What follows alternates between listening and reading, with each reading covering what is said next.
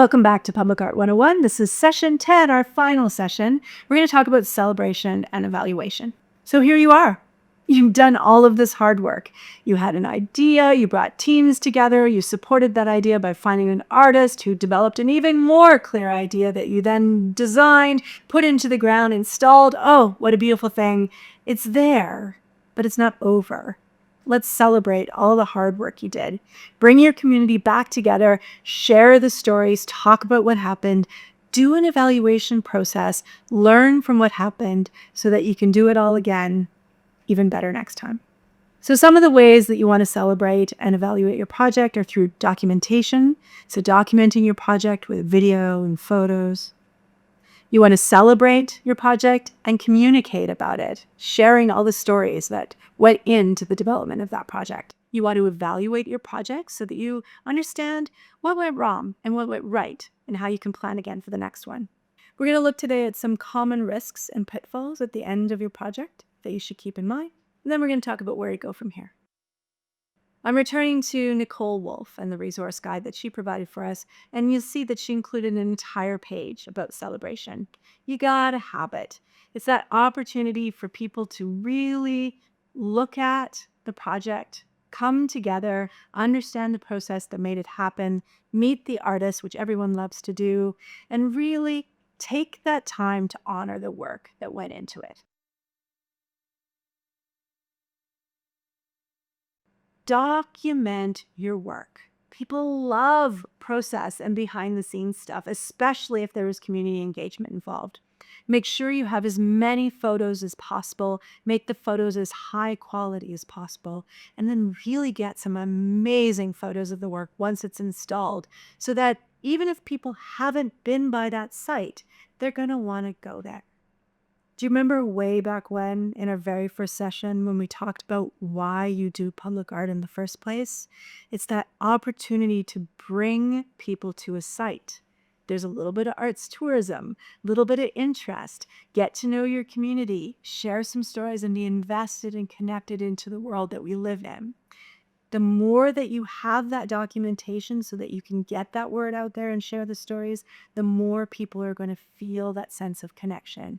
It's why we did the project in the first place. So make sure you do it at the end. So documentation might include videos of community events, videos of the actual installation process, time-lapse videos over the course of a project going into the ground, photographs of the process as well as the final artwork, working shots of artists actually using their hands, meetings, people active, talking, having conversations. Yes, we document a project for the record keeping and for the maintenance manual and for the ongoing repair of a project so we understand how it happened, but we also do it to celebrate and share. So make sure your documentation addresses both needs along the way.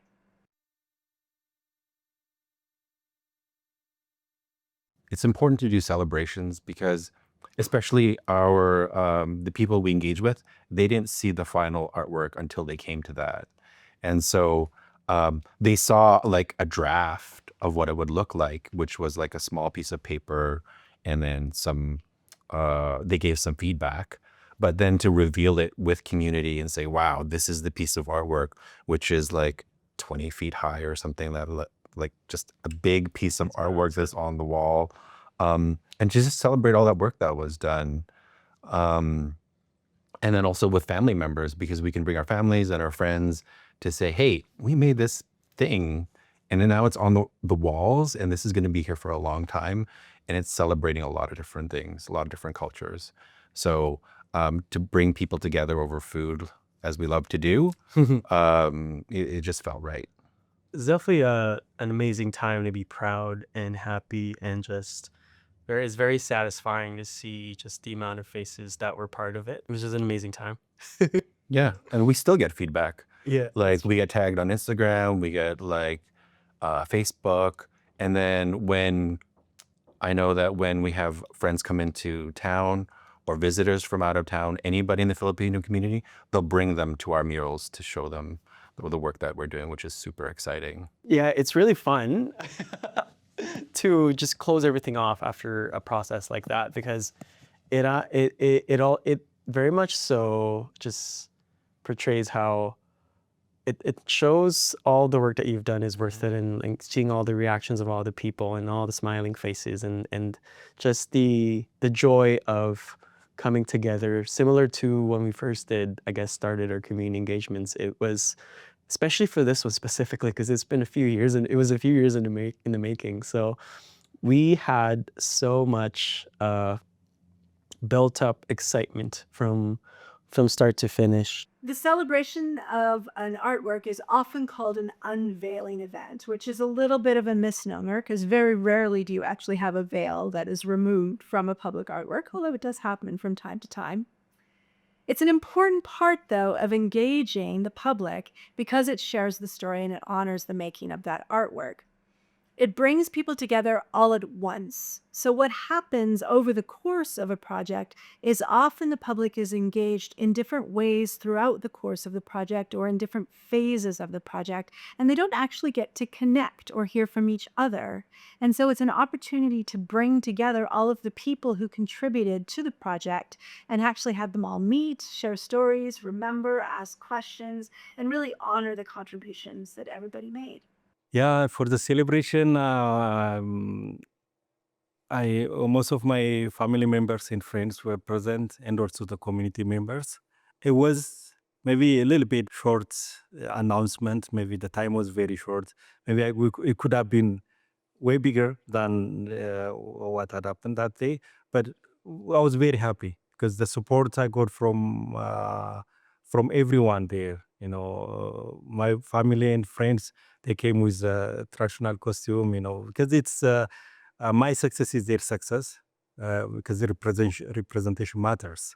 I represent not only myself, the culture, the community, and the country, even if we go beyond. So that was a means of pride for everyone, and the feedback I got from the community members was fantastic, and I really enjoyed it.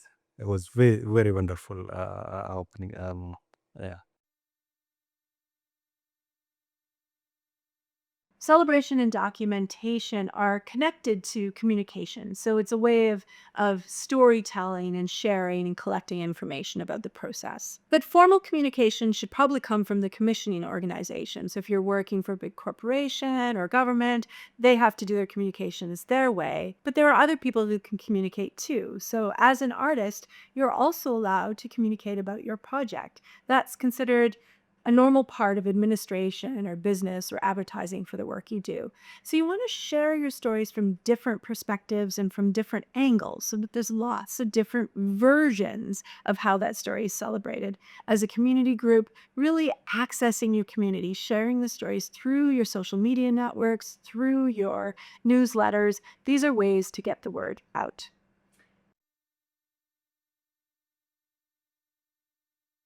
So when you've completed a project and it's in the ground and everybody's really happy about it and they've had the celebration and the stories are really good and the buzz is really high, that's when you want to look at the things that didn't go quite so smoothly and say, okay, look, we did it anyway. It happened, but what can we do better next time? What steps can we take that's going to expedite this process, make it a little bit smoother, maybe make our project a little bit bigger?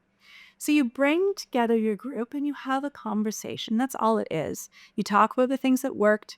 You talked about the things that didn't. You talk about what you'd like to do next time. And then you start to plan for your next project. I like to call it a learning experience. And now that when it was complete, I could actually say that and be truthful about it, that I had learned a lot and I was grateful that I learned it. While I was doing it, it was more of a gritting my teeth, like, oh, I just learned something new. I learned a new step that I wasn't aware of. And I think one of the main things I realized was that there was a long process to follow, but it wasn't a very simple linear process. Like I had to be doing about 3 separate things at once that were all somewhat dependent on each other. And there really wasn't any way to make that simpler. I've had trouble in the last couple months with misunderstanding with the city. And I guess it was good that I had all of the hurdles on the first round getting it done because now I've sort of used to that, with the to working with people to get the damage fixed.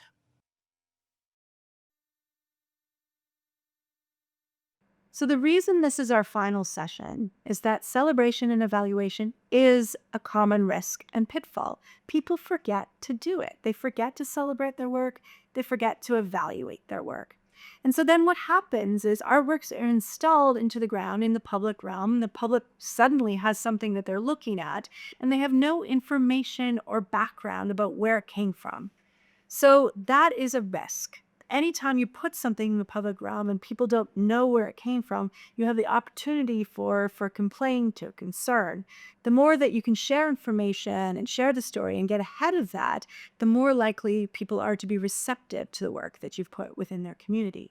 Again, often people are included in different phases along the course of the project, and they don't get that opportunity to connect or even to see where their initial feedback resulted in the final artwork itself. So we want to make sure that you continue to draw people back into the process to remind them that they were a part of it and to thank them for all their contributions along the way. I think I had benefited a lot from being able to meet with the elders and hear them talk about Nose Hill and talk about the plants and everything that we had used in the mural. Sorry, not we, Tiffany, but Tiffany had used in the mural.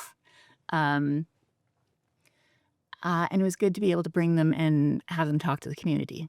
I think that just added a lot for the people that were there. And they were able to talk to other people and let them know a bit more about it. Then we expanded it into having a website, an associated website, and a sign, and contacting a lot of people about translations. And so that was a whole a really interesting aspect of the work that I hadn't considered at all when I started.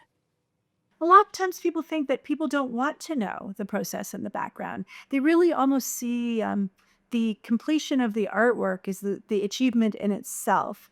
But really, people are fascinated by how things were made. And the more they understand and see all the work and time and contribution that went into something, the more they really feel connected to that work. So thinking that people don't want to know about the process, I think is a bit of a pitfall. Artists are skilled laborers. And often people see art as something that isn't contributing to the community, that it's an excess or an add-on or something that's optional. Artists are actually enlivening the spirit of a community, and letting them do the work that they do and celebrating that work is a really important part of the process and an important educational tool into helping us understand the value of artists within our community. Public art has its own industry standards and practices. Often those are misunderstood or misinterpreted. People think that when something goes into the ground, that they understand how much it should have cost. They think things aren't valuable because they don't understand the process and the background that went into it. The more that you can celebrate and share that story, bring people together, show the large, vast array of people that were connected and involved and worked on a project, the more it will help educate and share how much of a contribution each artwork provides to our communities as a whole. It also helps to understand where we need help. So public art and artists are valuable, they're important, they engage the community, they do some exciting things that enhance the public realm, and they also need assistance along the way. All these steps, particularly in the detailed design, where we need the feedback of other industries in order to do their work effectively, the more that we can share that, the more that we can share the ways that we need help and create those partnerships and collaborations within our community, the more art we're going to get, and the more quality art we're going to get. It's really important for the public to be able to connect with the public art program and with public art throughout the city, because public art is really supposed to be that entry point for people who maybe don't have access to art in different ways. So if you might not necessarily be a person who goes to an art gallery or has access to an art gallery, but you might have access to public art that's in your neighborhood or that's along your commute. And so I think it's really important for people to be able to see art throughout their daily lives and connect with it in different ways. Art is really important because it helps shake people out of their day-to-day. It helps you interpret your surroundings in a different way. It adds excitement, vibrancy to the city that you're in. Um, and I think really art is a gateway into being able to have really difficult conversations or to be able to talk about issues that are facing our day-to-day lives or that are facing our society in a new and interesting way. Art also brings new perspectives to the table and allows people to kind of come together around a conversation topic.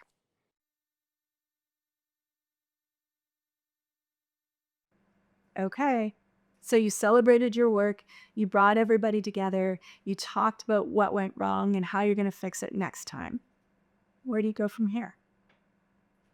Well, really, you're ready to begin planning your own project. You probably have ideas already. You probably were really inspired. You understand artists a little better. Maybe there's a new area of your community that you're thinking, oh, something could go here. Most of the learning in public art comes from doing. It's about actually working together to create something beautiful in the public realm, to learn from that, and then continue to go forward. You want to plan, you want to talk, you want to have fun. This should be a beautiful thing. Work together to make it beautiful. I think that our strength really is in that we do a community first approach, I would say, whereas we're not necessarily like we might have an idea that we've envisioned for an area, or we might have an artwork that we've envisioned, but we have lots of ideas and lots of artworks that we're envisioning all the time.